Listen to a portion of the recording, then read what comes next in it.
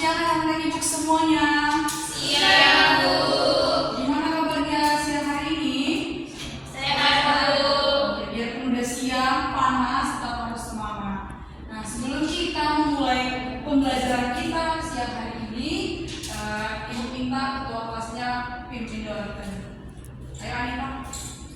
Baik, sebelum kita mulai pelajaran pada hari ini, mari kita berdoa untuk dalam konsentrasi doa Tuhan. Doa selesai. Sekretarisnya mana? Ibu, Adik dia hadir, Nak. ada semua. Hadir semua bagus. Nah, sebelum kita memasuki materi pembelajaran kita minggu ini, ada yang masih ingat pembelajaran kita minggu lalu itu apa? Masih sangat ini. Coba satu orang angkat tangannya yang pede. Ayo, Saya, Bu. ayo apa? Pengelolaan membuat presentasi. Pengelolaan membuat presentasi. Iya, Mas pada ingat. Untuk minggu ini materi kita persiapan pengelolaan kas kecil. Sebelumnya ada yang sudah pernah mempelajari ini? Sudah, Bu. Sudah? Sudah, Bu. Sudah. Nah, kita berbicara tentang kas. Siapa yang pernah menjadi pemegang kas? Atau kalau di sekolah kita sering sebut biasanya bendahara atau divisi keuangan. Ada yang pernah? Hah? Pernah. Ayo, coba satu orang baca pengertian dari kas itu apa? Boleh Ayu? Baik, kas itu adalah alat pembayaran yang siap dan bebas digunakan untuk melindungi biaya tidak terumum perusahaan. Iya. Untuk kegiatan umum perusahaan ataupun organisasi itu adalah penggunaan kas. Tadi kalau kita flashback ke awal adalah minggu ini kita mempelajari tentang materi kas kecil. Jadi bedanya kas dengan kas kecil itu apa? Ada yang bisa? Fokus. Ayo apa Anita? Kalau kas itu kan alat pembayaran yang siap dan bebas. Nah, kas kecil itu adalah alat pembayaran yang digunakan untuk keperluan mendadak. Mendadak ataupun yang range-nya kecil. Berikan aplaus kepada.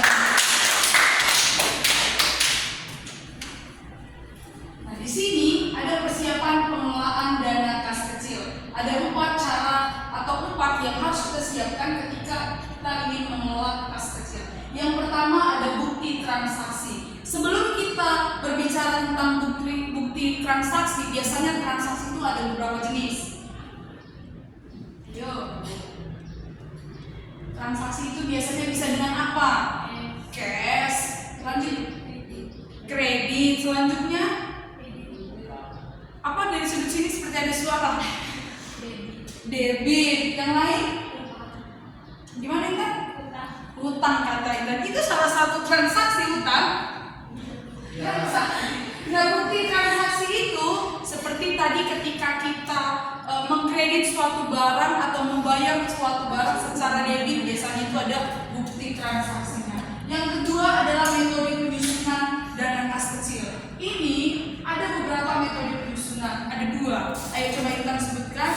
Metode impres dan metode tetap dan metode tidak tetap. Berikan aplaus kepada iya, ada metode impres dan metode tetap. Selanjutnya adalah permintaan pengeluaran kas kecil. Biasanya pengeluaran kas kecil itu enggak sesuka hati atau ketika ketua atau divisi-divisi lain maupun anggota menginginkan membeli sesuatu atau menginginkan pengeluaran, tiba-tiba bisa dikeluarkan uang dari dana kas kecil. Tidak. Biasanya kas kecil itu udah ada pengeluaran dan pemasukannya sebelum itu dilaksanakan. Jadi dia sudah terstruktur terlebih dahulu. Nah, yang keempat adalah bukti pengisian kembali kas kecil. Biasanya kas kecil ini range-nya bisa sebulan sekali tergantung dari organisasi ataupun perusahaan tersebut.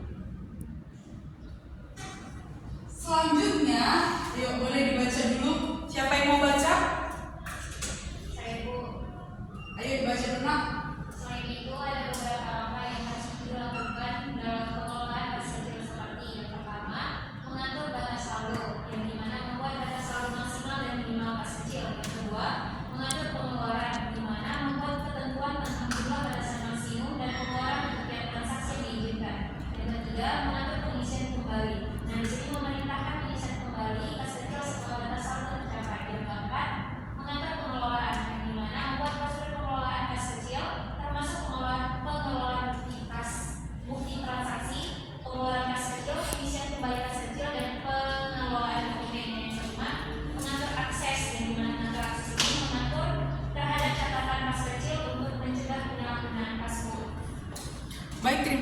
tadi kita sudah sama-sama mendengar apa yang dikatakan teman kita Intan. Yang pertama, selain dari yang 4 tadi, ada beberapa langkah yang harus kita lakukan dalam pengelolaan kas kecil. Yang pertama adalah mengatur batas saldo. Katanya kita harus membuat batas saldo maksimal dan minimal kas kecil. Nah, itu perlu ya ketika kita sedang memegang kas kecil atau kita adalah orang yang dipercaya untuk mengontrol itu. Biasanya kita itu membuat dana atau saldo maksimal dan minimal yang harus dikeluarkan. Biasanya minimal ini tidak terlalu dipergunakan, tapi maksimal ini selalu ada. Yang kedua ada mengatur pengeluaran. Seperti yang sudah kita bahas sebelumnya, selalu membuat ketentuan tentang jumlah batasan. Jadi tidak semena-mena atau tidak sesuka hati ketika ingin mengeluarkan uang dari kas kecil. Yang ketiga ada mengatur pengisian kembali. Ya, kas kecil itu selalu rutin diisi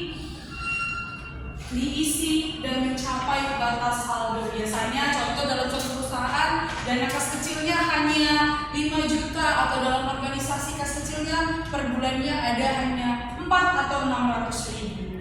Nah, yang keempat adalah mengatur pengelolaan dan yang terakhir mengatur akses. Selanjutnya ada pencatatan pengeluaran kas kecil. Yang pertama ada permintaan pembayaran. Biasanya pengeluaran itu tidak boleh seperti yang sudah kita katakan tadi sudah terstruktur. Yang kedua ada persetujuan. Ketiga pembayaran atau melakukannya transaksinya. Keempat pencatatan transaksi. Yang kelima rekonsiliasi atau mencocokkan. Dan yang keenam verifikasi transaksi. Sebelum Ibu menutup kelas ini, ayo ada yang bisa menyampaikan kesimpulan dari pembelajaran kita satu hari ini? Ibu ada hadiah loh. Rahasia. Enggak. Kita yang sudah dijelaskan tadi. Ayo Anita boleh berdiri nak. Baik, kesimpulan yang bisa saya dapat dari materi yang saya sampaikan yaitu persiapan pengelolaan kas kecil merupakan langkah krusial dalam menjaga kesehatan pemerintah. Melalui pemahaman yang baik tentang komunikasi kecil, ketiga pencatatan transaksi dan eksekusi pengelolaannya, usaha dapat menjadi kekurangan dana dan tindakan efisiensi operasional. Terima kasih Anita. Ayo berikan aplaus kepada Anita. Ini ada lagi yang buat Anita. Iya. Nah, mungkin ini saja yang bisa Ibu sampaikan untuk pembelajaran kita ini. Lebih kurang Ibu mohon maaf. Untuk tugasnya nanti dikirim di GCR, dibaca, Ibu udah buatnya terstruktur. Sebelum kita menutup pembelajaran, kita berdoa dulu yang dipimpin oleh Ketua Kelas. Baik, teman-teman, sebelum kita mengakhiri pembelajaran kita, mari kita berdoa untuk pembelajaran masing-masing. Doa selesai. Sekian hasil presentasi saya pada hari ini. Terima kasih.